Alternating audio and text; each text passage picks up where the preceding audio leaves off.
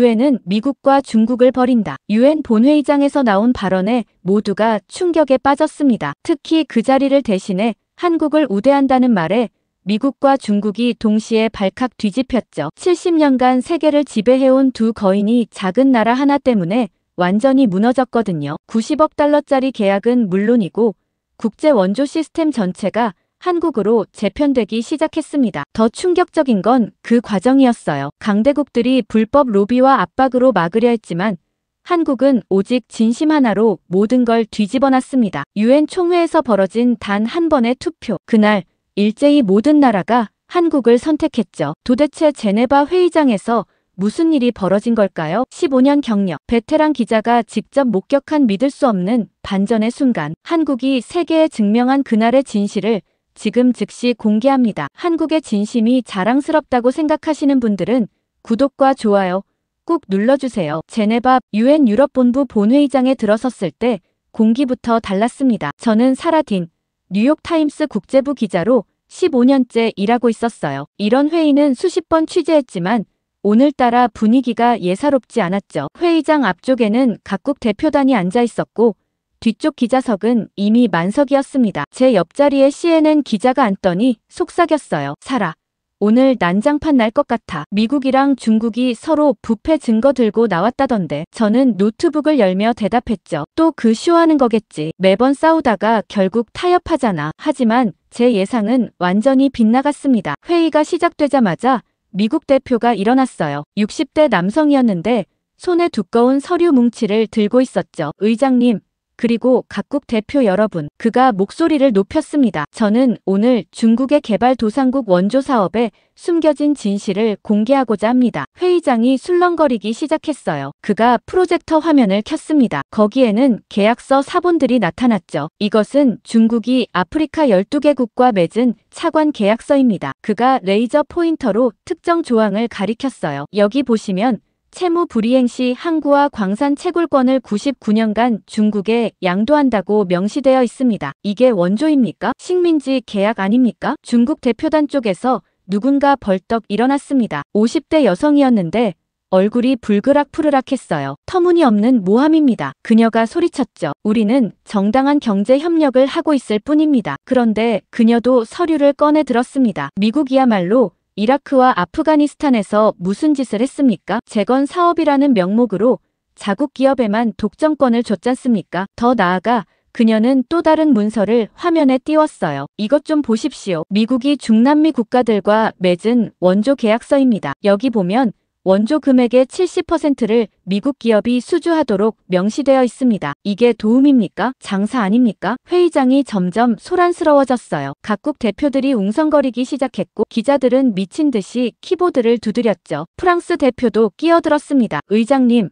저도 한 말씀 드리겠습니다. 그가 일어서며 말했어요. 유럽도 깨끗하지 않습니다. 우리 역시 구식민지 국가들의 원조를 하면서 자원 채굴권을 요구했죠. 회의장이 더욱 혼란스러워졌습니다. 저는 그 광경을 보며 피식 웃음이 나왔어요. 역시나 서로 얼굴에 진흙 던지기 시합이네. 옆자리 CNN 기자가 제게 속삭였습니다. 이거 완전 난장판인데. 당연하지. 저는 냉소적으로 답했죠. 거인들은 원래 이래. 서로 물어뜯다가 결국 악수하고 끝나는 거야. 그런데 그때 의장이 손을 들어 조용히 시켰습니다. 잠깐 정숙해 주시기 바랍니다. 그가 다른 서류를 들어 올렸어요. 오늘 회의에는 또 다른 안건이 있습니다. 지난 6개월간 진행된 국제 신뢰도 조사 결과를 발표하겠습니다. 회의장이 다시 조용해졌습니다. 의장이 화면을 넘겼죠. 70개 개발도상국을 대상으로 실시한 설문조사입니다. 질문은 간단했습니다. 어느 나라의 원조를 가장 신뢰하십니까? 저는 노트북에 타이핑을 시작했어요. 어차피 미국이나 유럽연합이 1위겠지. 하지만 화면에 나타난 결과를 보고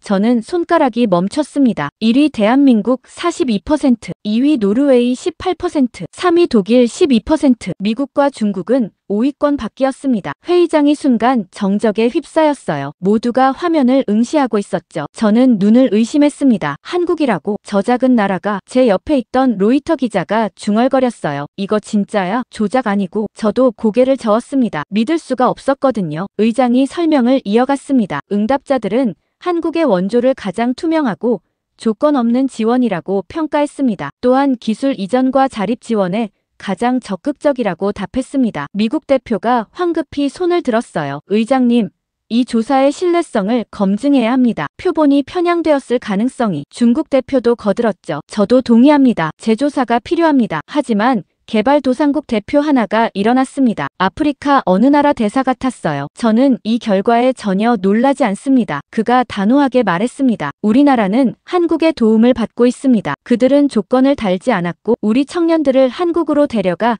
기술을 가르쳐줬습니다. 빚에 올가미도 없었고 정치적 압박도 없었습니다. 다른 동남아 대표도 일어났어요. 우리도 마찬가지입니다. 한국은 우리에게 물고기를 주지 않고 물고기 잡는 법을 가르쳐줬습니다. 회의장에서 박수가 터져 나왔습니다. 여러 개발도상국 대표들이 고개를 끄덕이고 있었어요. 저는 노트북 화면을 보며 생각했죠. 이건 뭔가 이상해. 한국이 그렇게 대단한 나라였나? 미국 대표가 다시 일어났습니다. 하지만 경제 규모로 보면 미국이 훨씬 더 많은 원조를 하고 있습니다. 절대적 금액으로는 우리가 1위입니다. 맞는 말이었어요. 실제로 미국의 원조 규모는 한국의 수십 배였죠. 하지만 의장이 차분하게 답했습니다. 이번 조사는 금액이 아니라 신뢰도를 평가한 것입니다. 얼마를 주느냐가 아니라 어떻게 주느냐를 본 거죠. 회의가 끝나고 기자들이 복도로 쏟아져 나왔습니다. 다들 흥분한 표정이었어요. 한 영국 기자가 제게 다가왔죠. 사라. 이거 진짜야? 한국이 1위라니 믿어져? 저는 어깨를 으쓱했습니다. 글쎄, 감정의 반사작용 아닐까? 미국과 중국이 싸우니까 제3의 나라를 띄워주는 거겠지. 실제론 여전히 힘의 논리가 지배할 거야. 하지만 속으로는 궁금했어요. 정말 그럴까? 아니면 내가 뭔가 놓치고 있는 걸까? 그날 저녁 호텔로 돌아와서 한국에 대해 검색해봤습니다. 위키피디아부터 시작했죠. 인구 5천만, GDP 세계 12위, 전쟁의 폐허에서 일어선 나라, 6.25 전쟁 때 유엔군의 도움을 받았다는 내용도 있었습니다. 1950년대엔 세계 최빈국 중 하나였다고 나와 있었어요. 저는 노트북을 덮었습니다. 뭔가 석연치 않았어요. 작은 나라가 어떻게 세계에서 가장 신뢰받는 원조국이 된 거지? 저는 창밖을 바라봤습니다. 제네바 호수가 어둠 속에서 잔잔하게 빛나고 있었어요. 저는 냉소적으로 중얼거렸죠. 한국, 신뢰의 나라라. 두고 보자고. 호텔 방으로 돌아온 지 1시간쯤 지났을 때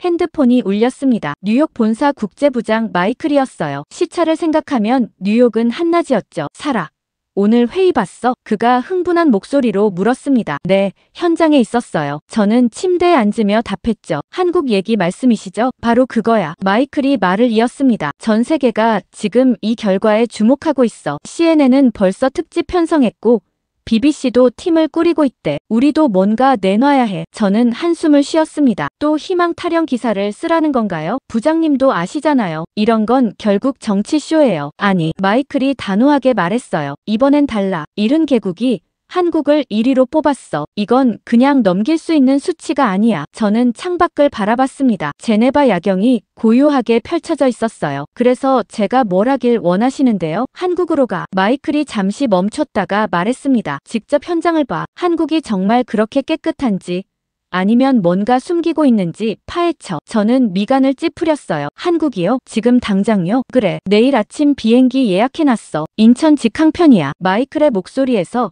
협상의 여지가 느껴지지 않았습니다. 부장님, 저는 조심스럽게 말했죠. 솔직히 말하면 이런 기사 별로 안 쓰고 싶어요. 희망이니 신뢰니 하는 단어들 제 사전에 없거든요. 알아. 마이클이 웃었습니다. 자네가 우리 부서에서 가장 냉소적인 기자라는 거 다 알아. 그래서 자네를 보내는 거야. 무슨 뜻입니까? 자네가 가서 아무것도 못 찾으면 그게 진짜라는 뜻이잖아. 마이클이 설명했어요. 반대로 뭔가 찾으면 그것도 특종이고 어느 쪽이든 우리는 이기는 거지. 저는 입맛이 쓴 게 느껴졌습니다. 그의 논리는 언제나 명쾌했지만 왠지 기분이 좋지 않았어요. 얼마나 있어야 하는데요? 2주. 마이클이 답했습니다. 한국 정부 측에 이미 연락했어. 코이카라고 한국국제협력단인가? 거기서 전폭 협조하겠다고 했대. 저는 노트북을 다시 열었습니다. 화면에는 아까 검색했던 한국 관련 자료들이 그대로 떠 있었어요. 코이카요? 그게 뭔데요? 한국 정부 산하 원조 기관이야. 개발도상국 지원하는 곳이지. 마이클이 설명했습니다. 자네가 원하면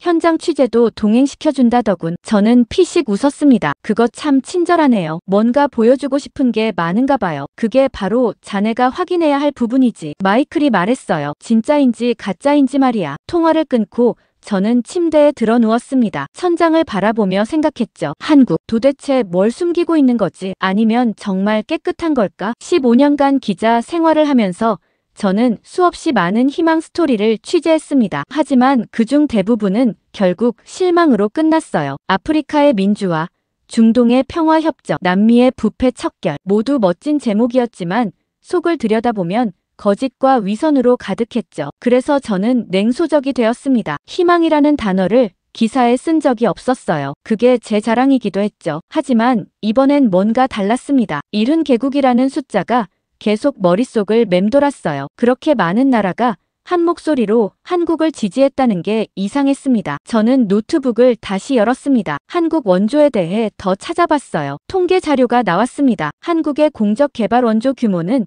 세계 15위 정도였어요. 절대적 금액으로는 미국이나 일본에 훨씬 못 미쳤죠. 그런데 왜 신뢰도는 1위일까? 뭔가 숫자로 설명되지 않는 부분이 있었어요. 저는 검색어를 바꿔봤습니다. 한국 원조 비리, 한국 개발협력 문제점. 하지만 나오는 기사가 별로 없었습니다. 몇몇 작은 사건들은 있었지만 미국이나 중국의 스캔들에 비하면 세 발의 피였어요. 이상했습니다. 모든 나라에는 어두운 면이 있기 마련인데 한국은 너무 깨끗해 보였죠. 너무 깨끗한 건 오히려 의심스러웠습니다. 저는 메모장을 열어 타이핑하기 시작했습니다. 한국의 비밀을 파헤쳐라. 그들이 숨기고 있는 것은 무엇인가? 완벽해 보이는 이미지 뒤에 감춰진 진실은. 하지만 타이핑을 하면서도 확신이 서지 않았어요. 정말 뭔가 숨기고 있는 걸까? 아니면 진짜 깨끗한 걸까? 그날 밤 잠을 제대로 이루지 못했습니다. 꿈속에서 저는 유엔 회의장에 서 있었어요. 화면에는 1위 대한민국이라는 글씨가 크게 떠 있었고 모든 사람들이 저를 쳐다보고 있었죠. 그들이 물었습니다. 사라,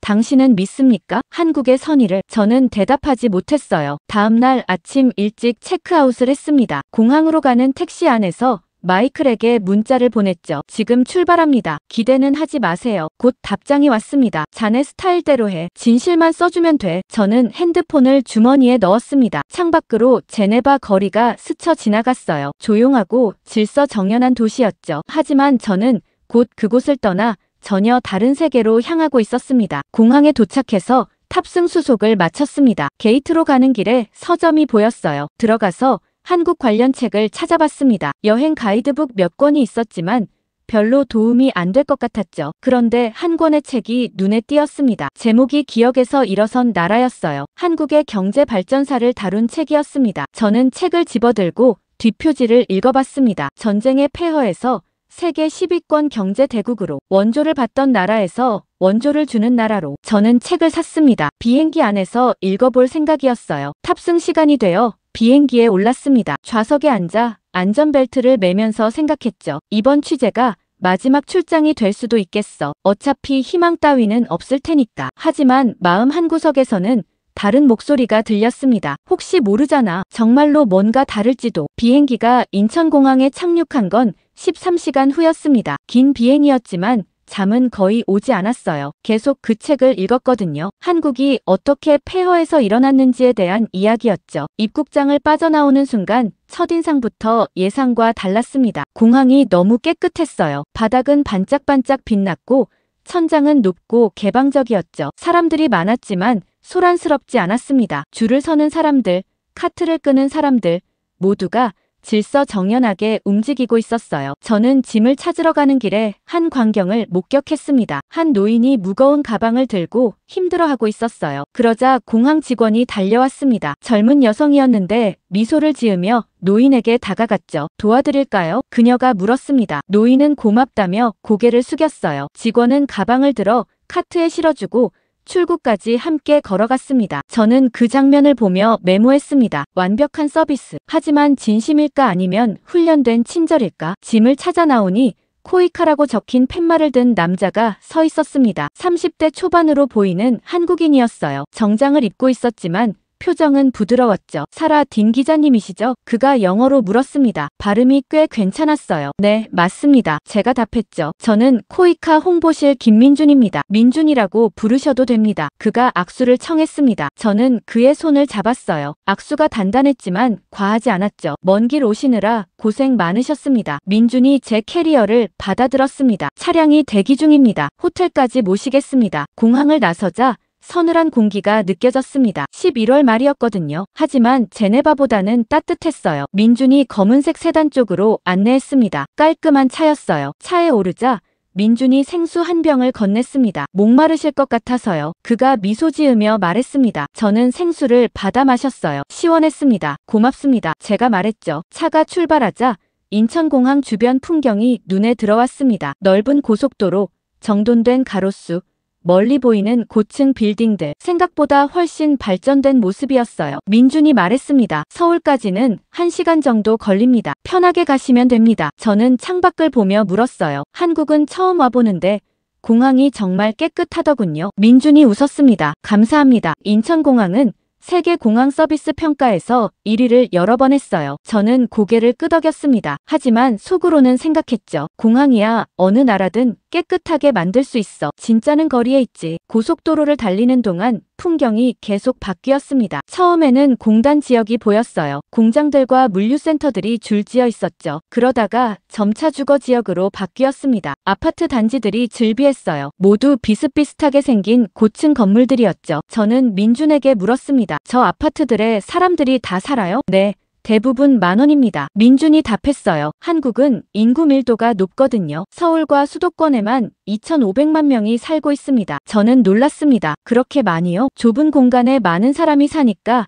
질서가 중요해요. 민준이 설명했습니다. 그래서 규칙을 잘 지키는 편이죠. 차가 서울 시내로 들어섰습니다. 빌딩들이 점점 높아지고 거리는 복잡해졌어요. 하지만 혼잡한 것과 무질서한 것은 달랐습니다. 차들이 많았지만 신호를 잘 지켰고 사람들이 많았지만 보행자 신호를 기다렸죠. 저는 또 메모했습니다. 기계처럼 정돈된 시스템. 하지만 사람들은 행복할까? 신호대기 중에 횡단보도를 관찰했습니다. 한 여성이 유모차를 끌고 건너가고 있었어요. 그러자 반대편에서 오던 남자가 멈춰서서 길을 비켜줬습니다. 여성이 고개를 숙여 인사했고 남자도 미소로 화답했죠. 작은 장면이었지만 뭔가 느껴지는 게 있었습니다. 훈련된 친절이 아니라 자연스러운 배려 같았어요. 민준이 말했습니다. 곧 호텔 도착합니다. 명동 쪽인데 관광하기 좋은 곳이에요. 저는 고개를 끄덕였습니다. 차창 밖으로 간판들이 보였어요. 한글로 빼곡하게 쓰인 간판들이었죠. 읽을 수는 없었지만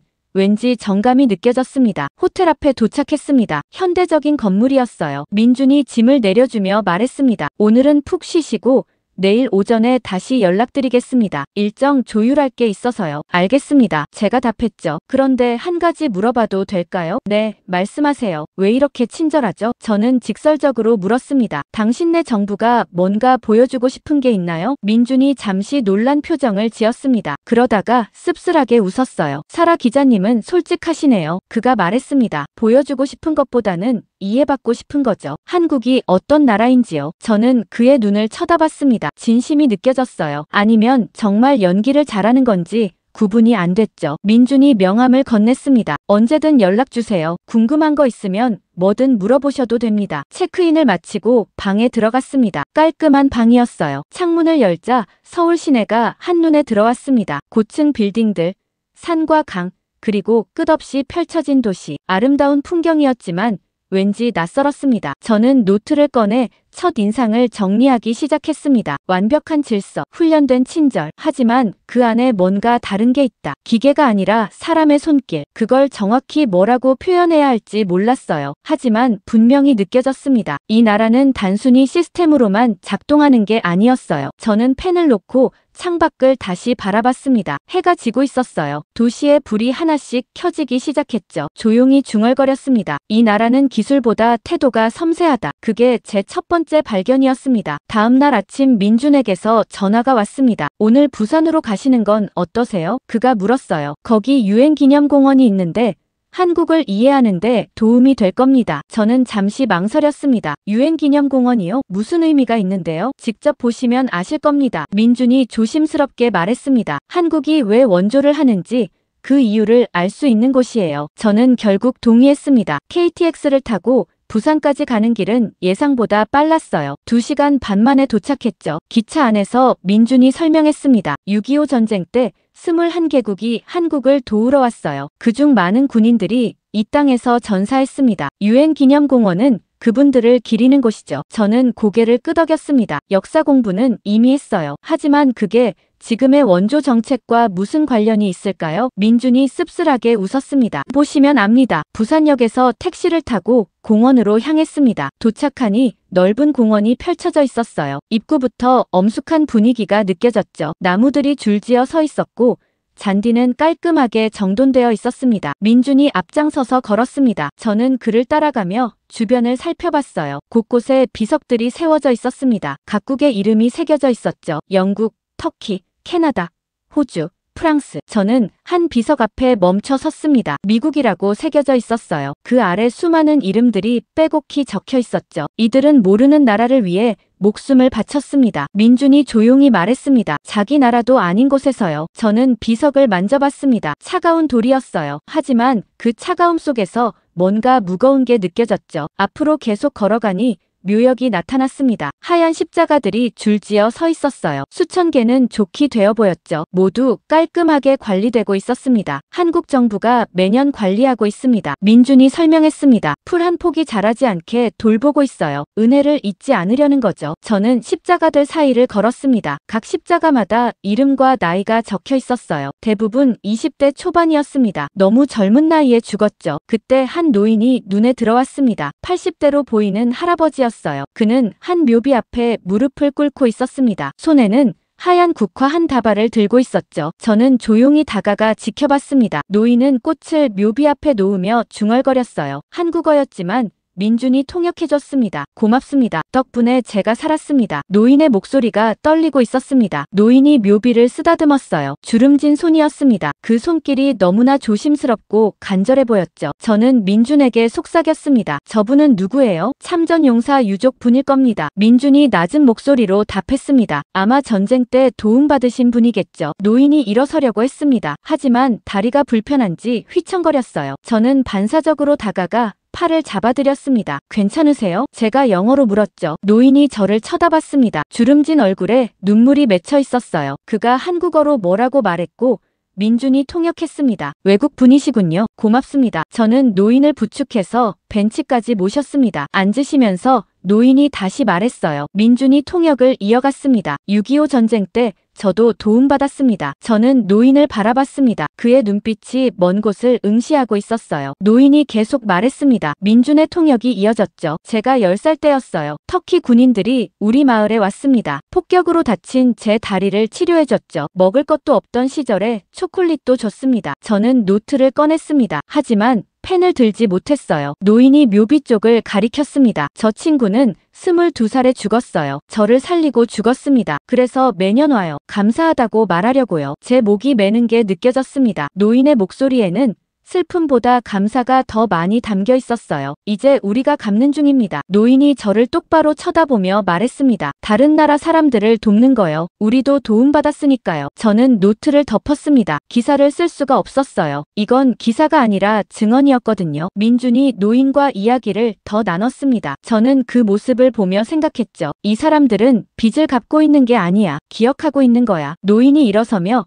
다시 묘비 쪽으로 걸어갔습니다. 저는 그 뒷모습을 지켜봤어요. 구부정한 등 느린 걸음. 하지만 그 걸음에는 존엄이 있었습니다. 민준이 제 옆에 섰습니다. 이해가 되시나요? 그가 조용히 물었어요. 왜 한국이 원조를 하는지요? 저는 대답하지 못했습니다. 목이 메어서 말이 나오지 않았거든요. 공원을 나오는 길에 저는 계속 침묵했습니다. 민준도 말을 걸지 않았어요. 택시를 타고 가는 동안에도 아무 말이 없었죠. 저는 창밖을 바라봤습니다. 부산 시내가 지나가고 있었어요. 현대적인 빌딩들, 붐비는 거리, 활기찬 사람들. 70년 전 이곳은 전쟁터였습니다. 하지만 지금은 이렇게 살아있었죠. 저는 노트를 다시 열었습니다. 펜을 들어 한 문장을 적었어요. 그들은 고통을 윤리로 바꿨다. 그게 제가 찾은 두 번째 발견이었습니다. 기억이 곧 행동이 되는 나라. 과거의 아픔을 미래의 선의로 바꾸는 사람들. 이건 정치도 계산도 아니었어요. 그냥 인간이었습니다. 부산에서 서울로 돌아온 다음 날 민준에게서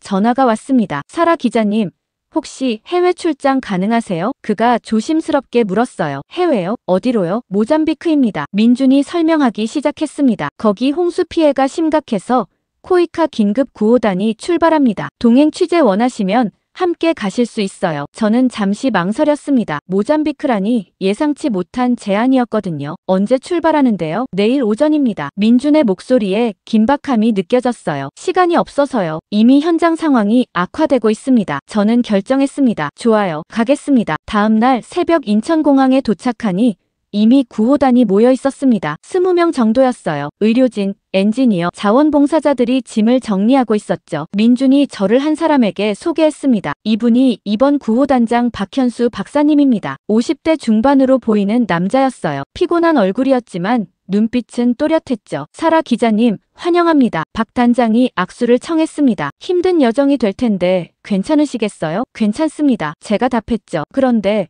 왜 이렇게 급하게 출발하는 겁니까? 홍수가 계속되고 있어서요. 박 단장이 심각한 표정으로 말했습니다. 하루만 늦어도 더 많은 사람이 죽습니다. 탑승 시간이 되어 비행기에 올랐습니다. 긴 여정이었어요. 경유지를 거쳐 모잠비크까지 거의 20시간이 걸렸죠. 비행기 안에서 박 단장이 제 옆에 앉았습니다. 기자님은 원조 사업을 어떻게 보십니까? 그가 갑자기 물었어요. 저는 솔직하게 답했습니다. 대부분은 위선이라고 봅니다. 도와주는 척하면서 자기 이익을 챙기는 거죠. 박 단장이 고개를 끄덕였습니다. 맞습니다. 많은 나라가 그래요. 하지만 우리는 다릅니다. 무엇이 다른데요? 우리는 도와주는 게 아닙니다. 박 단장이 창밖을 보며 말했습니다. 같이 살아남는 거예요. 저는 그 말의 의미를 물어보려 했습니다. 하지만 박 단장은 눈을 감았어요. 피곤한 모양이었죠. 저도 잠을 청했지만 쉽게 오지 않았습니다. 같이 살아남는다는 말이 계속 머릿속을 맴돌았거든요. 모잠비크 마푸투 공항에 도착한 건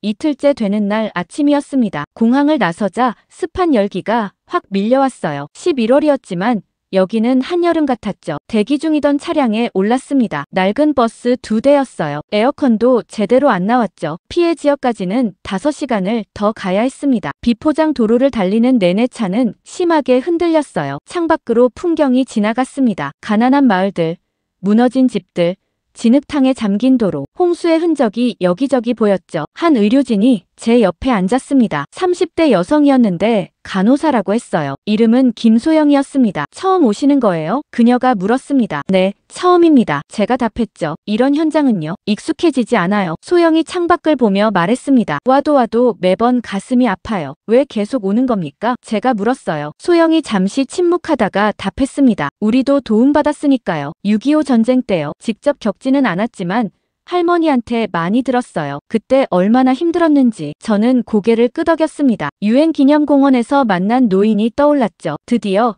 임시 캠프에 도착했습니다. 천막들이 줄지어 서 있었어요. 이미 다른 구호단체들도 와 있었죠. 유엔, 적십자, 몇몇 NGO들이 보였습니다. 박 단장이 구호단을 모았습니다. 자, 여러분, 그가 단호하게 말했습니다. 지금부터 우리는 한 팀입니다. 누가 먼저도 나중도 없어요. 환자가 있으면 달려가고 도움이 필요하면 손을 내밀어요. 모두 알겠습니까? 네, 구호단원들이 일제히 대답했습니다. 저는 그 모습을 보며 카메라를 들었어요. 사진을 찍기 시작했죠. 구호 활동이 시작되었습니다. 의료진은 임시 진료소를 차렸고 엔지니어들은 정수시설을 점검했어요. 자원봉사자들은 구호 물품을 나르기 시작했죠. 저는 그들을 따라다니며 취재했습니다. 한 천막으로 들어가니 아이들이 누워 있었어요. 10명 정도였는데 모두 영양실조 상태였죠. 소영이 그들을 돌보고 있었습니다. 어린 여자아이 하나가 울고 있었어요. 소영이 다가가 아이를 안아줬습니다. 그러면서 한국 동요를 불러줬죠. 반달. 저도 아는 노래였어요. 아이가 점차 조용해졌습니다. 소영의 품에 안겨 잠이 들었죠. 저는 그 장면을 사진으로 담았습니다. 밖으로 나오니 박 단장이 현지 주민들과 이야기하고 있었습니다. 통역사를 통해 대화가 오갔어요. 물이 필요한 곳이 어딥니까? 박 단장이 물었습니다. 마을 북쪽입니다. 한 주민이 답했어요. 우물이 다 오염됐어요. 알겠습니다. 박 단장이 고개를 끄덕였습니다. 내일 아침 일찍 가겠습니다. 저는 박 단장에게 다가가 물었습니다. 단장님, 아까 비행기에서 하신 말씀이 무슨 뜻이에요? 같이 살아남는다는 게요. 박 단장이 주변을 돌아보며 답했습니다. 저 사람들 보이세요? 그가 주민들을 가리켰어요. 저들도 우리도 같은 인간이에요. 우리가 옛날에 저 상황이었고 저들이 언젠가 일어날 거예요. 그러니까 함께 살아남는 거죠. 해가 지고 있었습니다. 진흙탕 속에서도 석양은 아름다웠어요. 저는 노트를 꺼내 메모했습니다. 그들은 기술이 아니라 기억을 운반하고 있었다. 과거의 고통을 현재의 연대로. 그게 한국 원조의 본질이었습니다. 모잠비크에서의 사흘째 아침이었습니다. 저는 캠프 밖에서 커피를 마시며 노트북으로 기사 초안을 정리하고 있었어요. 그런데 갑자기 소영이 달려왔습니다. 사라 기자님, 그녀가 숨을 헐떡이며 외쳤어요. 큰일 났어요. 무슨 일이에요? 제가 벌떡 일어났죠. 북쪽 마을에 건물이 무너졌대요. 사람들이 갇혀 있어요. 박 단장이 벌써 출발했습니다. 저는 카메라를 챙겨 구호 차량에 올라탔습니다. 세 대의 차가 비포장도로를 미친 듯이 달렸어요. 30분쯤 달렸을까요? 무너진 건물이 보였습니다. 3층짜리 학교 건물이었는데 한쪽이 완전히 무너져 내려 있었어요. 사람들이 비명을 지르고 있었죠. 구호단이 즉시 움직이기 시작했습니다. 박 단장이 지시를 내렸어요. 의료팀은 대기, 구조팀은 나를 따라와. 엔지니어들이 장비를 들고 잔해 쪽으로 달려갔습니다. 저는 카메라를 들고 그들을 따라갔어요. 한 남자가 무너진 벽돌 더미를 손으로 파헤치고 있었습니다. 현지 주민이었어요. 피가 나도 멈추지 않았죠. 제 딸이 안에 있어요. 그가 통역사를 통해 외쳤습니다. 제발 살려주세요. 박 단장이 그를 진정시켰습니다. 물러나세요. 우리가 구하겠습니다. 엔지니어 한 명이 드론을 띄웠습니다. 소형 드론이었는데 열감지 카메라가 달려 있었어요. 화면을 보니 무너진 건물 안쪽에서 여론이 감지되었습니다. 살아있습니다. 엔지니어가 외쳤어요. 3명이요. 하지만 산소가 부족해 보여요. 빨리 해야 합니다. 구조 작업이 시작되었습니다. 한국 구호단원들이 현지 주민들과 함께 벽돌을 하나씩 치우기 시작했어요. 조심스럽게 하지만 빠르게 움직였죠. 저는 그 장면을 계속 촬영했습니다. 드론 영상도 받아서 노트북에 저장했어요. 이건 엄청난 특종이 될 거라고 생각했죠. 1시간쯤 지났을 때 첫 번째 생존자가 구조되었습니다. 6살쯤 되어 보이는 여자아이였어요. 의식은 있었지만 다리가 부러져 있었죠. 소영이 즉시 달려가 응급처치를 했습니다. 괜찮아, 괜찮아. 그녀가 아이를 안으며 속삭였어요. 저는 계속 카메라를 돌렸습니다. 이건 전 세계가 봐야 할 장면이었어요. 한국 구호단의 헌신, 현지 주민들과의 협력, 생명을 살리는 순간 구조 작업은 계속되었습니다. 두 번째, 세 번째 생존자도 무사히 구출되었어요. 모두 살아있었습니다. 주변에서 환호성이 터져나왔죠. 저는 즉시 뉴욕 본사에 연락했습니다. 마이클, 대박 터졌어요. 제가 흥분해서 말했죠. 한국 구호단이 생매장 사고에서 3명을 구조했어요. 드론 영상까지 다 있어요. 정말 마이클도 흥분한 목소리였어요. 지금 바로 보내. 생중계로 내보낼게. 저는 파일을 전송하기 시작했습니다. 인터넷이 느렸지만 어쨌든 올라가고 있었어요. 그런데 그때 민준이 다가왔습니다. 사라 기자님, 이 영상 지금 보내시는 거예요? 그가 걱정스러운 표정으로 물었습니다. 네, 왜요? 제가 이상하게 생각하며 답했죠. 혹시 공식 승인 받으셨나요? 민준이 조심스럽게 물었어요. 무슨 승인요? 저는 어이가 없었습니다. 이건 뉴스예요. 승인이 왜 필요해요? 민준이 뭔가 말하려다 입을 다물었습니다. 그의 표정이 불편해 보였어요. 파일 전송이 완료되었습니다. 저는 마이클에게 다시 전화했어요. 다 받았어? 받았어. 마이클이 답했습니다. 지금 편집팀이 작업 중이야. 30분 후에 생중계 들어간다. 저는 안도의 한숨을 쉬었습니다. 하지만 그게 마지막 안도였어요. 1시간 후 마이클에게서 다시 전화가 왔습니다. 사라, 문제 생겼어. 그의 목소리가 굳어 있었어요. 무슨 문제요? 방송 못 내보낸다. 마이케이 답답하게 말했습니다. 위에서 스톱 걸었어. 왜요? 저는 믿을 수가 없었습니다. 이게 얼마나 좋은 뉴스인데요. 외교 채널에서 압박이 들어왔대. 마이클이 한숨을 쉬었어요. 미국 국무부랑 어디선가 공식 승인 전에는 한국 단독 보도 금지라는군. 말도 안 돼요. 제가 소리쳤습니다. 이건 인도적 구호 현장이에요. 외교가 무슨 상관이에요? 나도 몰라. 마이클도 화가 난 것 같았어요. 하지만 어쩔 수 없어. 회사 결정이야. 전화를 끊고 저는 노트북 화면을 쳐다봤습니다. 편집된 영상이 거기 있었어요. 하지만 세상에 나갈 수 없었죠. 저는 주변을 둘러봤습니다. 한국 구호단원들은 여전히 부상자들을 돌보고 있었어요. 땀을 흘리며 일하고 있었죠. 하지만 그들의 노력은 세상에 알려지지 못할 거였습니다. 민준이 다가왔습니다. 안 됐네요. 그가 조심스럽게 말했어요. 당신네 정부가 막은 거 아니에요? 저는 화가 나서 물었습니다. 아니요. 민준이 단호하게 말했습니다. 우리는 오히려 알리고 싶어요. 그럼 누가 막는 거예요? 저도 모릅니다. 민준이 고개를 저었어요. 하지만 짐작은가요? 강대국들이 불편해하는 거겠죠. 저는 허탈했습니다. 노트를 꺼내 메모했어요. 진실은 위험할 때마다 검열당한다. 그날 밤 캠프로 돌아와서도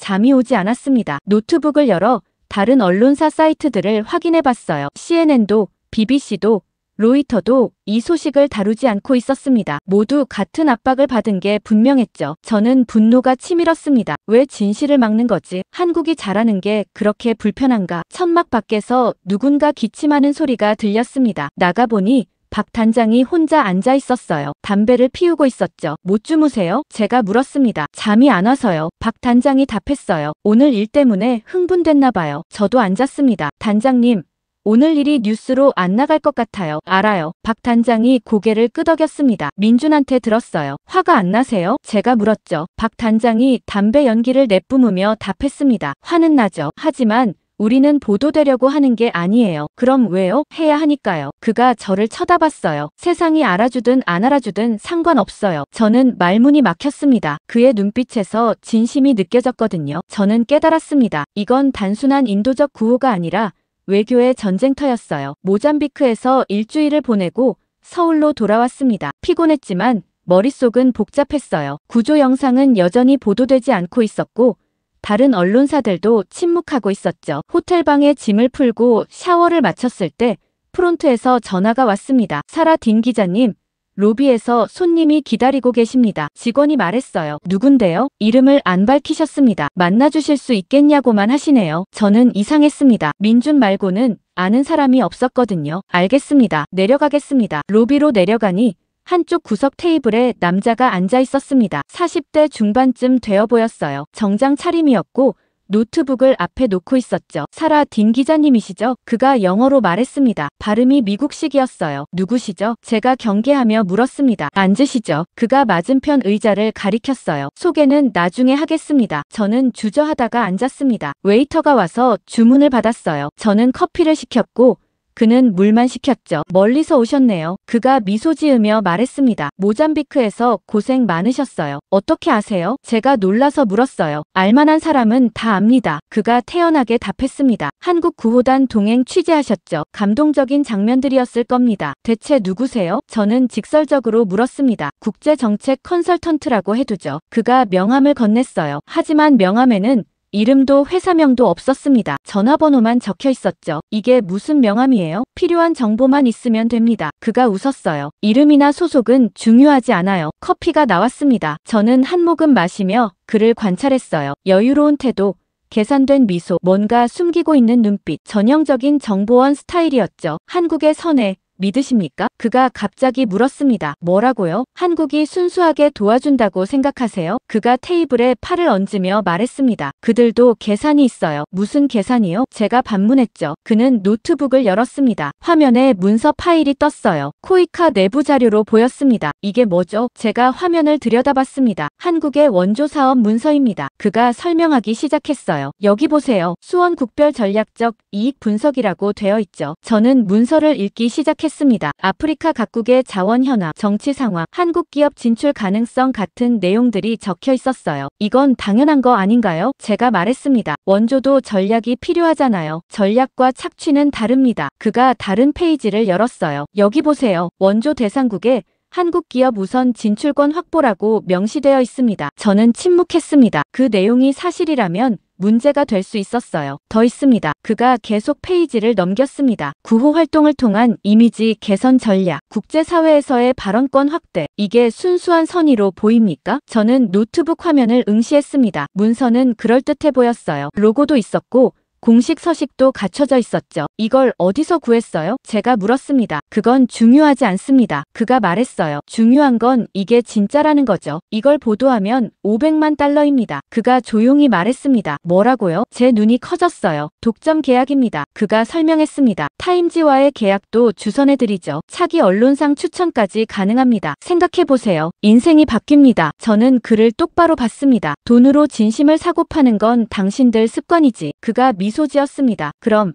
당신은 이상주의자입니까? 아니요. 저는 커피잔을 내려놓으며 말했습니다. 그냥 진심을 본 적이 없었을 뿐이에요. 하지만 지금은 봤습니다. 무슨 뜻이죠? 모잠비크에서요. 제가 말했습니다. 당신이 보여준 서류보다 더 강한 걸 봤어요. 그가 표정이 굳어졌습니다. 사라 기자님, 감정에 휘둘리시면 안 됩니다. 이건 비즈니스예요. 비즈니스라고요? 저는 자리에서 일어났습니다. 생명을 구하는 게 비즈니스예요? 기자님, 그가 다급하게 말했습니다. 이 기회를 놓치면 후회할 겁니다. 후회는 당신이 하겠죠. 저는 가방을 들었어요. 거짓으로 진실을 덮으려는 사람들이 결국 지게 돼 있어요. 저는 로비를 빠져나왔습니다. 뒤에서 그가 뭐라고 말하는 소리가 들렸지만 돌아보지 않았어요. 엘리베이터를 타고 올라가는 동안 손이 떨렸습니다. 500만 달러, 엄청난 금액이었죠. 타임지 표지, 언론상, 모두 제가 꿈꾸던 것들이었어요. 하지만 동시에 모잠비크에서 본 장면들이 떠올랐습니다. 박 단장의 눈빛,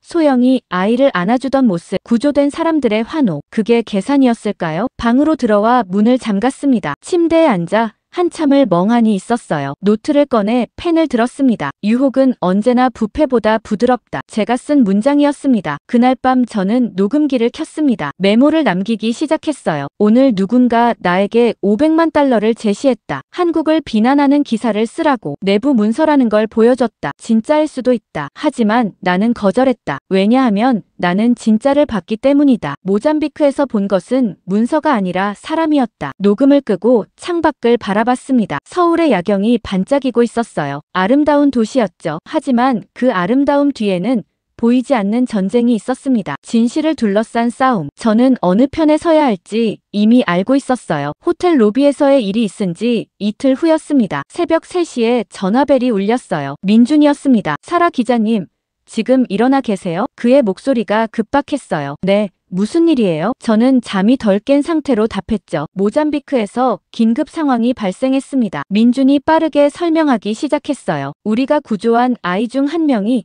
호흡정지에 빠졌어요. 저는 벌떡 일어났습니다. 그 6살짜리 여자아이요? 네, 맞습니다. 민준의 목소리가 떨렸어요. 지금 현장이 아수라장이에요. 어떻게 된 거예요? 폐렴이 악화됐나 봅니다. 민준이 설명했습니다. 현지 병원 시설로는 치료가 불가능해요. 지금 우리 의료진이 수동으로 호흡을 유지하고 있습니다. 얼마나 버틸 수 있어요? 모릅니다. 민준이 한숨을 쉬었어요. 치료제가 필요한데 모잠비크에는 없어요. 저는 옷을 챙겨 입기 시작했습니다. 지금 어디 가세요? 민준이 물었어요. 코이카 본부요. 저도 가야죠. 1시간 후 코이카 본부에 도착했습니다. 건물 전체에 불이 켜져 있었어요. 직원들이 밤새 일하고 있었죠. 3층 상황실로 올라갔습니다. 큰 스크린에 모잠비크 현장이 화상으로 연결되어 있었어요. 박 단장이 보였습니다. 얼굴이 창백했죠. 지금 상황이 어떻습니까? 코이카 본부장이 물었습니다. 50대 여성이었는데 목소리가 단호했어요. 나쁩니다. 박 단장이 답했습니다. 아이의 산소 포화도가 계속 떨어지고 있어요. 수동 펌프로 버티고 있지만 한계가 있습니다. 화면이 옆으로 이동했습니다. 소영이 보였어요. 그녀는 작은 펌프를 손으로 계속 누르고 있었습니다. 아이는 침대에 누워 있었죠. 얼굴이 파랗게 질려 있었어요. 제 손에 땀이 맺혔습니다. 치료제는 어떻게 됐습니까? 본부장이 물었어요. 한국군 수송기가 지금 출발 준비 중입니다. 한 직원이 보고했습니다. 4시간 안에 도착할 수 있습니다. 4시간. 박 단장이 중얼거렸어요. 그때까지 버틸 수 있을지 모르겠습니다. 버텨야 합니다. 본부장이 단호하게 말했습니다. 포기하면 안 돼요. 화면 속 소영이 계속 펌프를 누르고 있었습니다. 그녀의 팔이 떨리고 있었어요. 피곤한 게 분명했죠. 교대할 사람 없습니까? 본부장이 물었습니다. 모두 다른 환자들을 돌보고 있습니다. 박 단장이 답했어요. 제가 교대하겠습니다. 그가 소영 옆으로 갔습니다. 펌프를 넘겨받아 계속 눌렀어요. 소영은 옆으로 물러나 팔을 주무르기 시작했죠. 상황실이 긴장감으로 가득했습니다. 직원들이 모니터를 주시하고 있었어요. 누군가 중얼거렸습니다. 제발 버텨라. 1시간이 지났습니다. 아이의 상태가 더 악화되었어요. 화면 속에서 경보음이 울렸습니다. 심박수가 떨어지고 있어요. 한 의료진이 외쳤습니다. 서울 본부에서 한 의사가 일어났습니다. 화상회의로 아프리카 의료진과 연결해주세요. 그가 말했어요. 지금 즉시요. 연결이 되었습니다. 서울의 의사가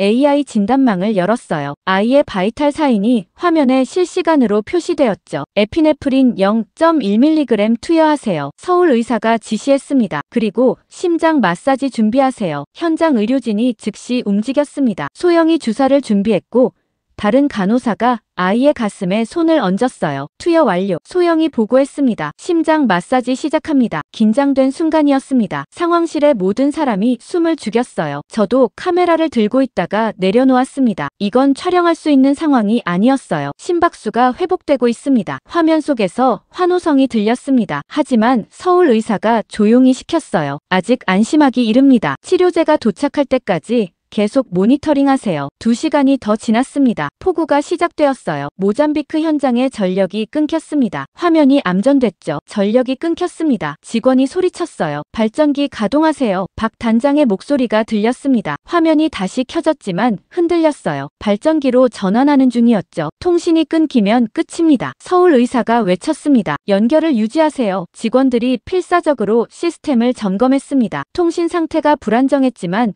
어쨌든 유지되고 있었어요. 화면 속에서 박 단장이 소리쳤습니다. 지금 포기하면 이 아이는 죽습니다. 그의 목소리가 떨렸어요. 하지만 단호했죠. 절대 포기할 수 없습니다. 본부장이 일어섰습니다. 수송기는 어디까지 왔습니까? 1시간 남았습니다. 직원이 보고했어요. 좋아. 본부장이 고개를 끄덕였습니다. 버티세요. 조금만 더 버티면 됩니다. 제 눈에 눈물이 맺혔습니다. 이건 미션이 아니었어요. 인간의 존엄이었죠. 마침내 수송기가 도착했다는 보고가 들어왔습니다. 착륙했습니다. 직원이 외쳤어요.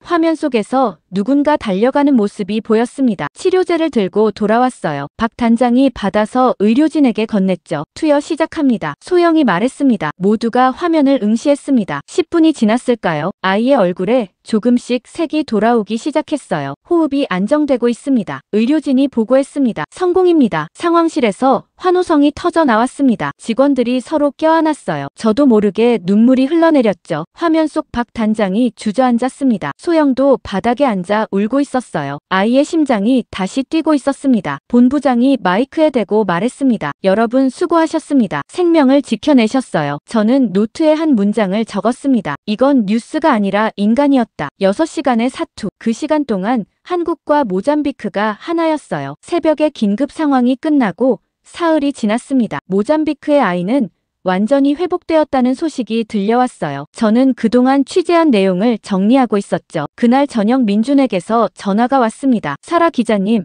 오늘 저녁 식사 같이 하실 수 있어요? 그가 물었습니다. 박 단장님이 귀국하셔서 뵙고 싶어 하세요. 저는 동의했습니다. 사실 박 단장에게 물어보고 싶은 게 많았거든요. 약속 장소는 명동 골목의 작은 식당이었습니다. 한식당이었어요. 들어서자 구수한 냄새가 났죠. 박 단장이 이미 와 있었습니다. 캐주얼한 옷차림이었어요. 모잠비크에서 봤던 피곤한 모습은 사라졌죠. 오셨군요. 그가 일어나 반겼습니다. 편하게 앉으세요. 민준도 함께였습니다. 우리는 테이블에 둘러앉았어요. 메뉴판을 보니 한글로만 적혀 있었죠. 뭐가 맛있어요? 제가 물었습니다. 김치찌개 드셔보세요. 박 단장이 추천했어요. 이 집 김치찌개는 정말 맛있습니다. 주문을 마치자 곧 반찬들이 나왔습니다. 작은 접시에 담긴 여러 가지 반찬들이었어요. 김치, 나물, 젓갈, 생소한 것들이 많았죠. 반찬이 이렇게 많이 나와요? 제가 놀라서 물었습니다. 한국 식당은 원래 이래요. 민준이 웃으며 설명했습니다. 반찬은 무료로 리필도 됩니다. 잠시 후 김치찌개가 나왔습니다. 뚝배기에 보글보글 끓고 있었어요. 빨간 국물에서 김이 모락모락 올라왔죠. 조심하세요. 뜨거워요. 박 단장이 말했습니다. 저는 숟가락으로 국물을 떠먹어봤습니다. 얼얼하고 매웠지만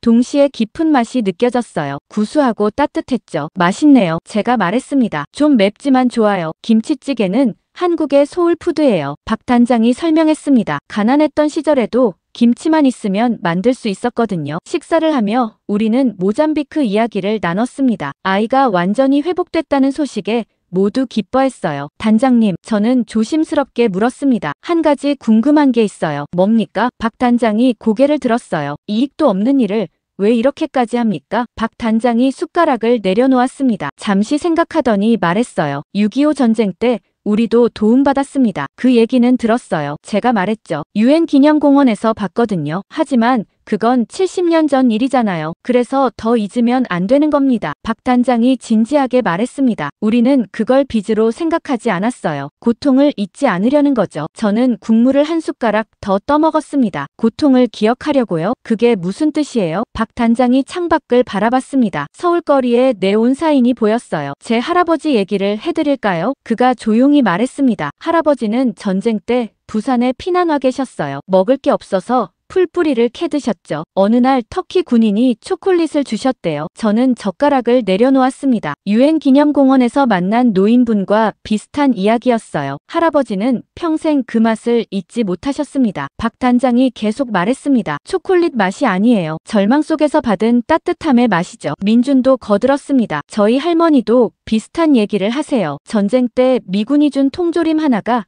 가족을 살렸다고요. 그래서 원조를 하는 건가요? 제가 물었습니다. 은혜를 갚으려고요? 아니요. 박 단장이 고개를 저었어요. 갚는 게 아니라 기억하는 겁니다. 무슨 차이죠? 빚을 갚으면 끝나잖아요. 박 단장이 설명했습니다. 하지만 기억은 계속되죠. 우리는 고통을 기억해요. 그래야 다시는 누가 그런 고통을 겪지 않으니까요. 제 가슴이 뭉클했습니다. 그 말이 마음 깊은 곳을 건드렸거든요. 그게 한국의 원조 철학인가요? 제가 다시 물었어요. 철학이라기보다는 박 단장이 미소 지었습니다. 그냥 인간적인 거죠. 우리가 아팠으니까 다른 사람의 아픔을 알아요. 김치찌개를 한 숟가락 더 떠먹었습니다. 매운맛이 혀를 자극했어요. 하지만 그 뒤에 깊은 맛이 느껴졌죠. 이 맛. 좀 아프네요. 제가 중얼거렸습니다. 박 단장이 웃었습니다. 그게 한국의 맛이에요. 아픈데 따뜻하죠. 저는 그 말을 곱씹었습니다. 아픈데 따뜻하다. 김치찌개처럼, 한국의 역사처럼, 그들의 원조처럼 모두 고통과 온기가 함께 있었어요. 민준이 소주를 따라줬습니다. 한국 술도 드셔보세요. 그가 말했어요. 저는 작은 잔을 받아 마셨습니다. 목이 화끈했지만 기분이 좋았어요. 사라 기자님, 박 단장이 말했습니다. 제 질문에 답이 됐나요? 네. 저는 고개를 끄덕였습니다. 충분히 이해했어요. 하지만 한 가지 더 묻고 싶어요. 뭡니까? 왜 세상이 이걸 모를까요? 제가 물었죠. 이렇게 아름다운 이야기인데 왜 아무도 주목하지 않는 거죠? 박 단장이 잠시 침묵했습니다. 아마 조용히 하는 일이라서 그럴 겁니다. 그가 답했어요. 우리는 보도자료를 많이 내지 않아요. 그냥 묵묵히 할 뿐이죠. 하지만 세상은 알아야 해요. 제가 말했습니다. 이런 선의가 있다는 걸요. 박 단장이 제 눈을 쳐다봤습니다. 그래서 기자님이 여기 계신 거 아닙니까? 그가 미소 지었어요. 기자님이 세상에 알려주세요. 저는 노트를 꺼냈습니다. 펜을 들어 메모하기 시작했어요. 고통을 기억하는 나라. 아픔을 따뜻함으로 바꾸는 사람들. 식사가 끝나고 밖으로 나왔습니다. 서울의 밤거리가 활기찼어요. 사람들이 웃으며 걷고 있었죠. 70년 전 이곳은 폐허였습니다. 하지만 지금은 이렇게 살아있었어요. 그리고 그 기억을 다른 곳에 나누고 있었죠. 그날 이후 사흘이 지났습니다. 저는 호텔방에서 기사 초안을 쓰고 있었어요. 한국의 원조 철학, 고통의 기억, 모잠비크에서의 경험, 모든 것이 하나로 연결되고 있었죠. 그런데 새벽 2시쯤 이메일 알림이 울렸습니다. 발신자는 익명이었어요. 제목만 간단하게 적혀 있었죠. 당신이 알아야 할 진실. 저는 마우스를 클릭했습니다. 본문에는 한 줄만 써 있었어요. 첨부 파일을 확인하세요. 강대국들의 진짜 얼굴입니다. 첨부 파일이 3개 있었습니다. PDF 문서들이었죠. 저는 첫 번째 파일을 열었습니다. 미국 국제개발처 내부 계약서였어요. 제목부터 충격적이었습니다. 아프리카 원조 사업 수익 구조 분석. 문서를 읽기 시작했습니다. 페이지마다 놀라운 내용들이 적혀 있었어요. 원조 금액의 70%는 미국 기업으로 회귀, 수원국은 채무 불이행 시 천연자원 채굴권 양도 동의, 기술 이전 대신 장기 용역 계약 강제. 저는 두 번째 파일을 열었습니다. 이번엔 중국 문서였어요. 1:1로 사업 내부 지침서라고 되어 있었죠. 내용은 더 노골적이었습니다. 항구 운영권 99년 장기 임대 조건 필수, 채무국 이권 독점을 위한 법률 자문 제공, 정치적 영향력 확대를 위한 로비 자금 집행. 세 번째 파일은 유럽연합 문서였습니다. 구식민지 국가 원조 전략이라는 제목이었어요. 원조를 통한 자원 접근권 유지, 자국 기업 납품 강제 조항 삽입, 이민 통제 협력 조건부 지원. 저는 의자에 깊이 앉았습니다. 손이 떨렸어요. 이건 단순한 폭로가 아니었습니다. 증거였죠. 문서마다 공식 도장이 찍혀 있었고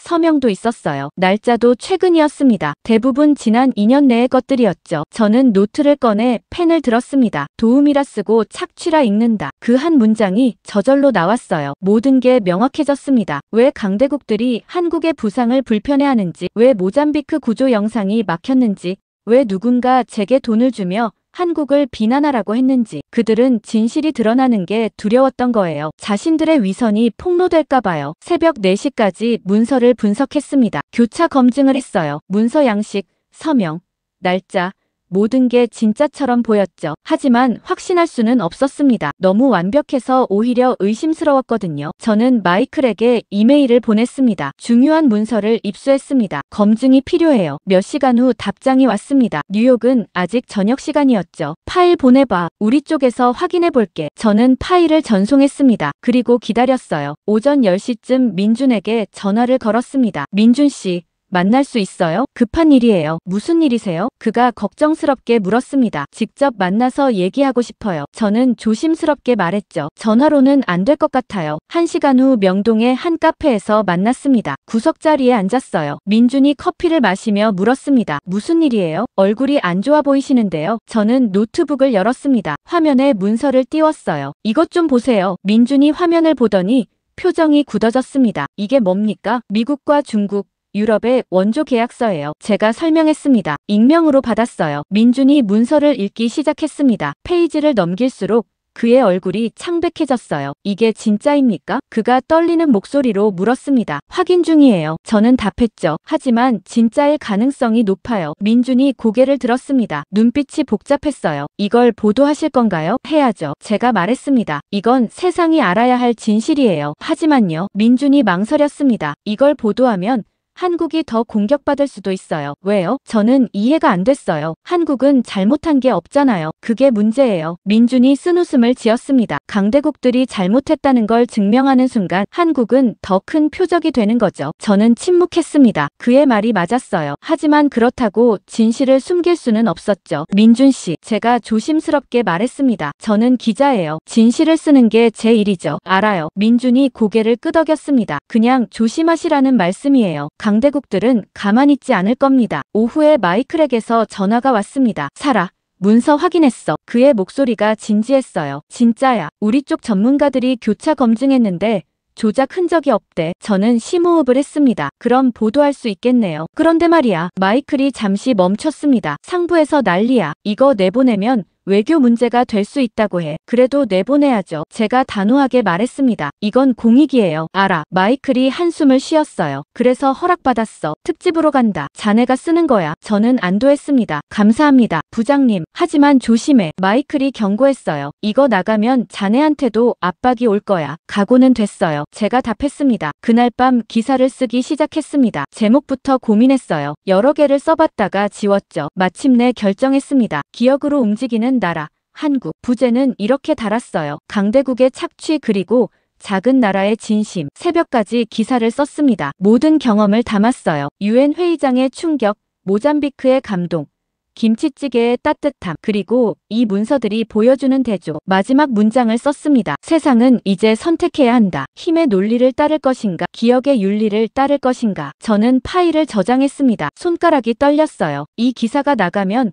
모든 게 바뀔 거였습니다. 기사가 타임지 온라인판에 올라간 건 이틀 후였습니다. 특집 보도였어요. 메인 페이지 상단에 크게 실렸죠. 제목과 함께 모잠비크 구조 현장 사진이 올라갔습니다. 반응은 폭발적이었습니다. 몇 시간 만에 조회수 100만을 넘었어요. 소셜미디어에서 공유가 쏟아졌죠. 댓글들이 실시간으로 달렸습니다. 이게 진짜야? 강대국들이 이렇게 했다고? 한국이 대단하네. 우리도 배워야 해. 드디어 누군가 진실을 말해줬군. 하지만 반발도 만만치 않았습니다. 미국 국무부에서 공식 성명을 냈어요. 해당 기사는 왜곡된 정보에 기반하고 있습니다. 우리의 원조는 투명하고 정당합니다. 중국도 즉각 반박했습니다. 악의적인 선전입니다. 1대1로는 윈윈 협력입니다. 유럽연합도 유감을 표했죠. 저는 호텔방에서 뉴스를 계속 확인했습니다. 전 세계 언론이 제 기사를 다루고 있었어요. CNN, BBC, 알자지라 모두 특집을 내보내고 있었죠. 민준에게서 전화가 왔습니다. 사라 기자님, 큰일 났어요. 그의 목소리가 급박했습니다. 무슨 일이에요? 유엔에서 긴급 총회를 소집했대요. 그가 설명했습니다. 일주일 후 제네바에서 열린다고 해요. 주제가 뭔데요? 국제개발협력의 새로운 기준. 민준이 말했습니다. 사실상 기자님 기사 때문이에요. 저는 창밖을 바라봤습니다. 서울의 하늘이 맑았어요. 제가 가봐야겠네요. 당연하죠. 민준이 답했습니다. 전 세계가 주목하는 회의예요. 일주일 후 저는 다시 제네바에 있었습니다. 유엔 유럽 본부 본회의장이었어요. 2달 전 이곳에서 한국이 1위로 발표됐던 곳이죠. 하지만 이번엔 분위기가 완전히 달랐습니다. 회의장이 사람들로 가득했어요. 각국 대표단뿐 아니라 NGO 관계자들, 언론인들로 북적였죠. 기자석에 앉으니 옆자리에 CNN 기자가 있었습니다. 사라. 대단한 특종이었어. 그가 엄지를 치켜 세웠어요. 고마워요. 제가 답했죠. 하지만 이제 시작인 것 같아요. 회의가 시작되었습니다. 의장이 단상에 올랐어요. 오늘 우리는 중요한 논의를 하게 됩니다. 그가 엄숙하게 말했습니다. 국제개발협력의 본질에 대해서요. 미국 대표가 먼저 발언권을 요청했습니다. 일어서더니 단호하게 말했어요. 최근 보도된 내용은 사실과 다릅니다. 우리의 원조는 수십 년간 검증되어 왔습니다. 하지만 개발도상국 대표 하나가 손을 들었습니다. 아프리카 어느 나라 외무장관이었어요. 의장님, 발언해도 되겠습니까? 그가 일어섰습니다. 저는 미국 대표의 말에 동의할 수 없습니다. 회의장이 조용해졌어요. 우리나라는 미국의 원조를 받았습니다. 그가 목소리를 높였습니다. 하지만 그 대가로 우리 항구의 운영권을 넘겨야 했습니다. 이게 도움입니까? 회의장에서 웅성거림이 일었습니다. 다른 아프리카 대표도 일어났어요. 우리도 마찬가지입니다. 중국의 차관을 받았지만 갚지 못하면 광산을 빼앗깁니다. 중국 대표가 벌떡 일어났습니다. 그건 정당한 계약입니다. 정당한 착취죠. 아프리카 대표가 맞받았습니다. 회의장이 소란스러워지기 시작했습니다. 의장이 손을 들어 조용히 시켰어요. 정숙해 주시기 바랍니다. 그때 한 동남아 국가대표가 일어났습니다. 의장님, 저도 한 말씀 하겠습니다. 그가 차분하게 말했습니다. 우리는 여러 나라로부터 원조를 받았습니다. 하지만 한국은 달랐어요. 어떻게 다릅니까? 의장이 물었습니다. 그들은 조건을 달지 않았습니다. 대표가 설명했습니다. 기술을 가르쳐줬고 독립을 도왔어요. 우리가 스스로 일어서도록 도운 겁니다. 다른 개발도상국 대표들이 고개를 끄덕이기 시작했습니다. 한 중남미 대표가 일어섰어요. 우리도 같은 경험을 했습니다. 한국은 물고기를 주지 않고 물고기 잡는 법을 가르쳐줬습니다. 또 다른 아프리카 대표가 일어났습니다. 한국은 고통을 기억했습니다. 그가 목소리에 힘을 실었어요. 그래서 우리를 이해합니다. 빚의 올가미가 아니라 손을 내밀었죠. 회의장에서 박수가 터져나오기 시작했습니다. 처음엔 몇 명이었지만 점점 늘어났어요. 개발도상국 대표들이 하나둘 일어섰습니다. 박수는 기립박수가 되었습니다. 70개국 가까운 대표들이 일어나 박수를 치고 있었어요. 저는 그 광경을 보며 눈물이 났습니다. 미국과 중국,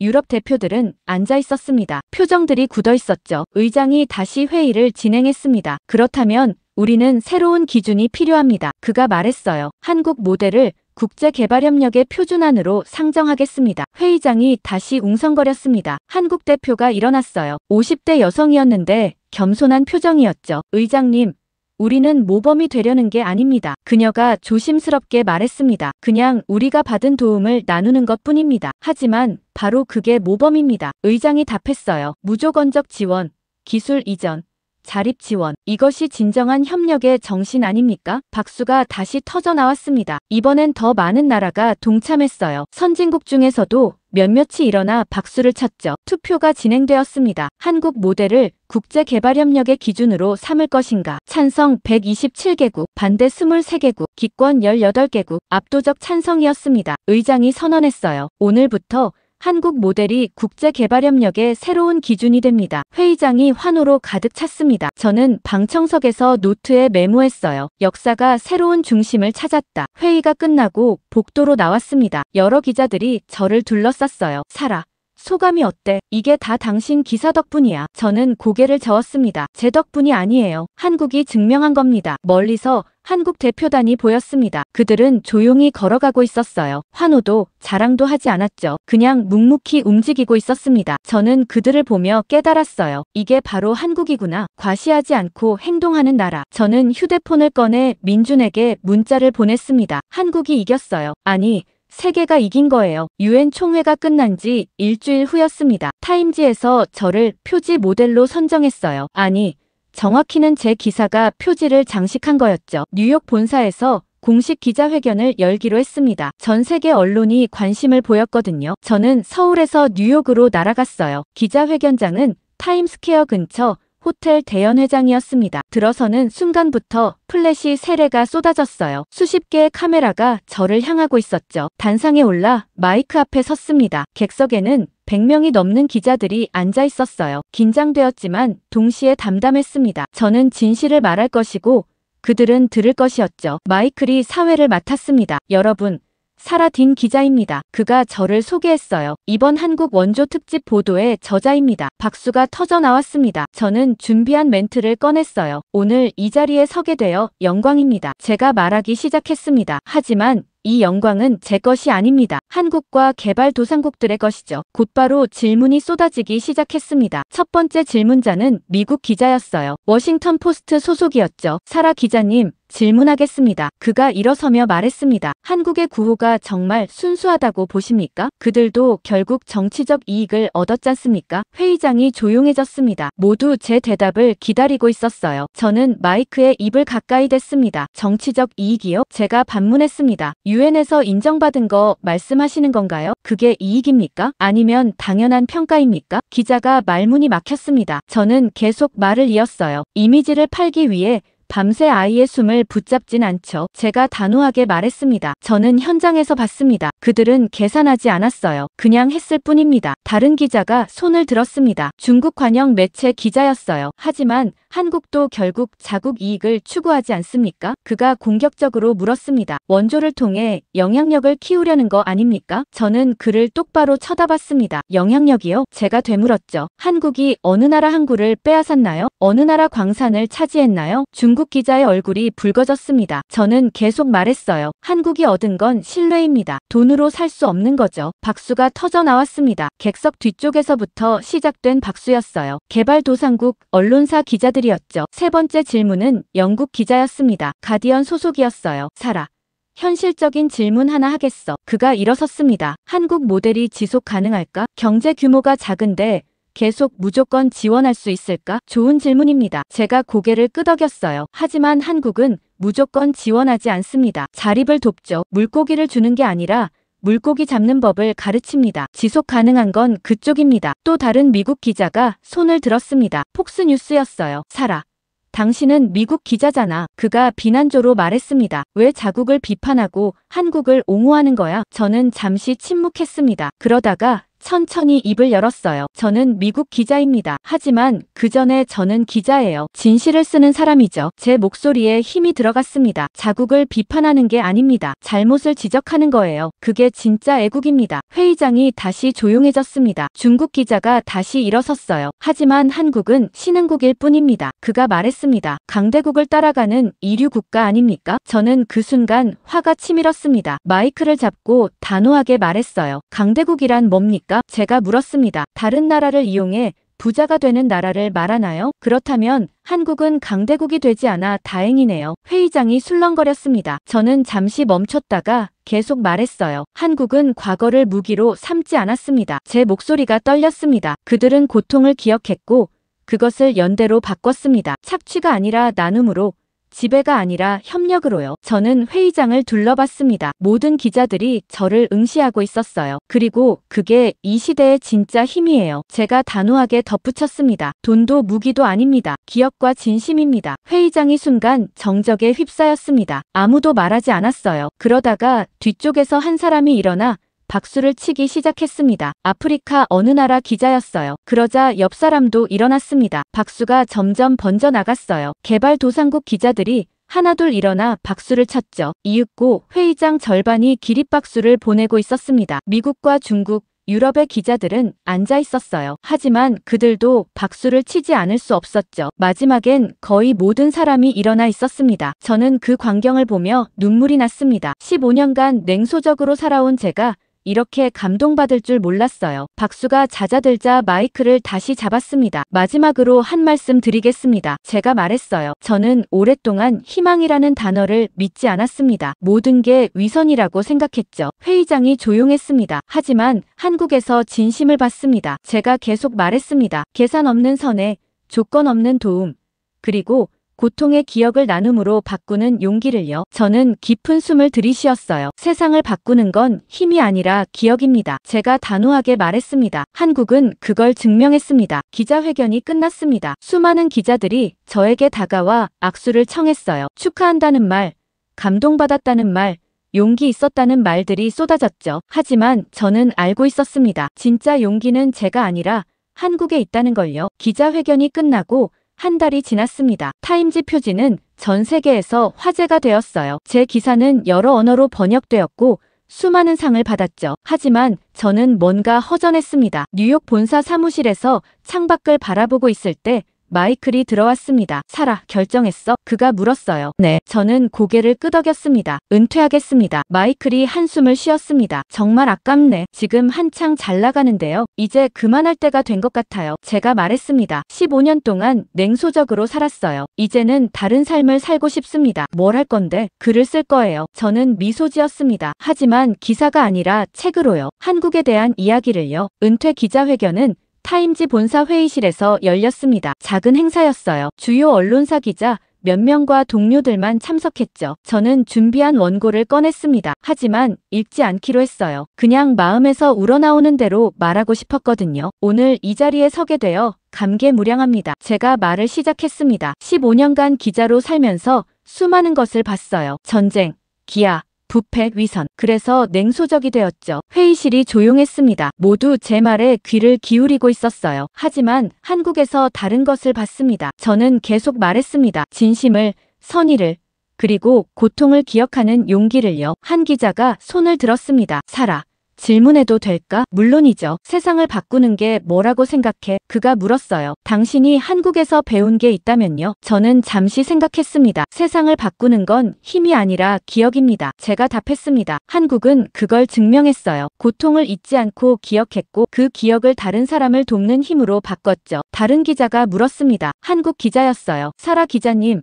한국이 아니었다면 이 기사를 쓰셨을까요? 저는 미소 지었습니다. 아니요. 제가 솔직하게 답했습니다. 나도 그들처럼 도움을 받았으니까요. 무슨 뜻이죠? 한국은 제게 희망을 줬어요. 저는 설명했습니다. 15년 동안 잃어버렸던 희망을요. 세상이 아직 선할 수 있다는 믿음이죠. 회의실이 다시 조용해졌습니다. 저는 마지막 말을 준비했어요. 제가 마지막으로 전하고 싶은 말이 있습니다. 제 목소리가 떨렸습니다. 한국에는 말이 있어요. 정이라는 단어입니다. 영어로 번역하기 어려운 말이죠. 사랑도 아니고 우정도 아니에요. 그냥 마음이 통하는 거예요. 저는 잠시 멈췄습니다. 저는 한국에서 정을 느꼈습니다. 낯선 사람들이 제게 보여준 따뜻함, 고통을 나누려는 의지, 함께 살아남으려는 노력, 그게 정이었어요. 눈물이 날 것 같았지만 참았습니다. 그래서 은퇴합니다. 제가 단호하게 말했습니다. 이제 저도 정을 나누고 싶어요. 기사가 아니라 삶으로요. 박수가 터져 나왔습니다. 동료들이 일어나 박수를 쳤어요. 저는 그들에게 고개를 숙였죠. 회의실을 나올 때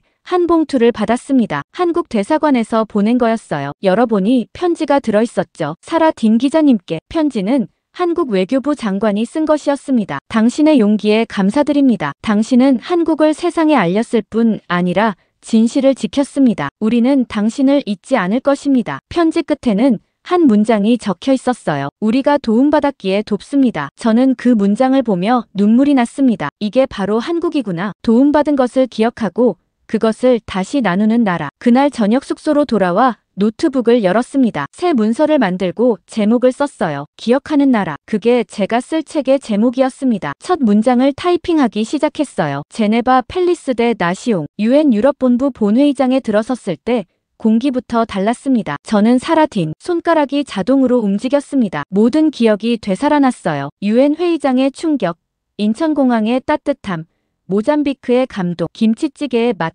새벽의 사투, 그리고 기자회견의 환호. 한 달 동안 원고를 썼습니다. 매일 10시간씩 앉아서 썼어요. 마지막 장을 쓸 때쯤 민준에게서 이메일이 왔습니다. 모잠비크의 그 아이가 완전히 회복해서 학교에 다니고 있대요. 사진도 보내드립니다. 첨부된 사진을 열어봤습니다. 6살 여자아이가 환하게 웃고 있었어요. 교복을 입고 책가방을 메고 있었죠. 파란색 원피스에 하얀 리본이 달린 교복이었습니다. 아이의 미소가 너무나 환했어요. 저는 그 사진을 보는 순간 가슴이 먹먹해졌습니다. 몇 달 전만 해도 생사의 기로에 있던 아이였거든요. 호흡이 멎고 심장이 멈췄던 그 아이가 이렇게 건강하게 웃고 있다니요. 민준의 이메일에는 추가 내용이 더 있었습니다. 아이가 한국에 감사 편지를 썼다고 했어요. 선생님이 도와줘서 영어로 번역했다는 내용도 함께 첨부되어 있었죠. 저는 떨리는 손으로 편지 파일을 열었습니다. 아이의 서툰 글씨체가 보였어요. 크레용으로 쓴 글자들이었습니다. 친애하는 한국 사람들에게. 편지는 그렇게 시작되었습니다. 저는 아미나예요. 7살이에요. 선생님이 제 나이를 하나 더 세어주셨거든요. 생일이 지났다고요. 저는 건물이 무너졌을 때 정말 무서웠어요. 어둡고 숨을 쉴 수가 없었어요. 엄마가 어디 있는지도 몰랐고요. 그런데 한국 사람들이 저를 찾아줬어요. 저는 편지를 읽으며 눈물이 났습니다. 구조 현장의 기억이 생생하게 떠올랐거든요. 벽돌더미, 드론,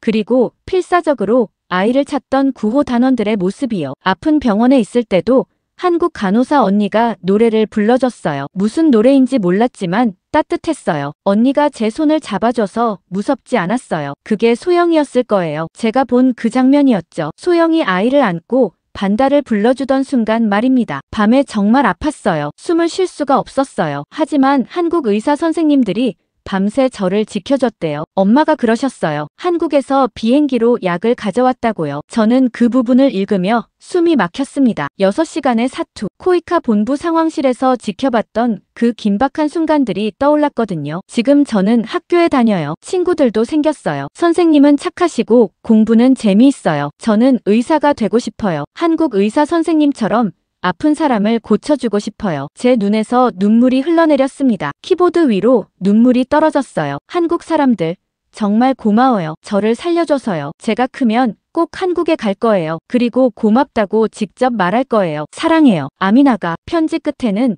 아이가 그린 그림이 첨부되어 있었습니다. 크레용으로 그린 그림이었어요. 무너진 건물, 그 위에 드론, 그리고 사람들이 손을 잡고 있는 모습이었죠. 그림 한가운데에는 하트가 크게 그려져 있었고 그 안에 코리아라고 써 있었습니다. 저는 책상에 엎드려 한참을 울었습니다. 15년간 기자 생활을 하면서 수많은 이야기를 취재했어요. 하지만 이렇게 가슴이 벅찬 적은 없었습니다. 이게 바로 의미구나. 단순히 기사를 쓰는 게 아니라 생명을 살리고 미래를 만드는 것. 한국이 한 일은 단순히 구호 활동이 아니었어요. 한 아이의 인생을 바꾼 거였습니다. 의사가 되고 싶다는 꿈을 심어준 거였죠. 그리고 그 아이는 언젠가 또 다른 누군가를 살릴 겁니다. 저는 편지를 프린트했습니다. 책상 앞 벽에 붙여놓았어요. 아미나의 그림과 함께요. 글을 쓰다가 막힐 때마다 그 편지를 받습니다. 왜 이 이야기를 써야 하는지 상기시켜주는 것 같았거든요. 며칠 후 민준에게 답장을 보냈습니다. 아미나에게 전해주세요. 언니도 사랑한다고요. 그리고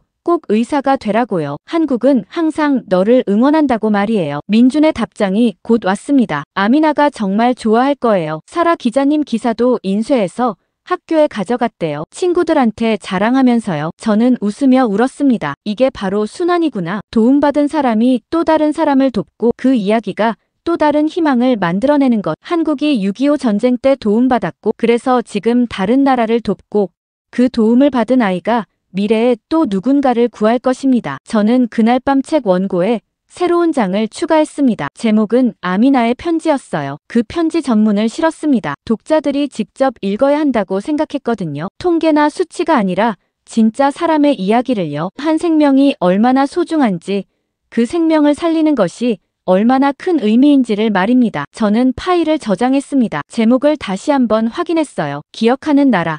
한국이 세상에 보여준 것. 창밖을 보니 뉴욕의 밤이 깊어가고 있었습니다. 하지만 어딘가에서는 새로운 아침이 시작되고 있었죠. 한국에서, 모잠비크에서, 그리고 전 세계 어디선가. 저는 조용히 중얼거렸습니다. 도움받았기에 돕는다. 그게 제 마지막 기사이자 첫 번째 책이 전하는 메시지였습니다. 인류를 향한 사과이자 선언. 우리 모두가 기억해야 할 진실이었어요. 오늘 이야기 어떠셨나요? 고통을 기억하고 그것을 나눔으로 바꾼 나라. 조건 없는 도움으로 세계의 기준을 바꾼 그들. 한국은 증명했습니다. 세상을 바꾸는 건 힘이 아니라 기억이라는 것을요. 다음 이야기에서는 더 놀라운 한국의 이야기가 펼쳐집니다. 어디서 듣고 계셨는지, 그리고 오늘 사연에 대한 생각을 꼭 댓글로 남겨주세요. 시청해주셔서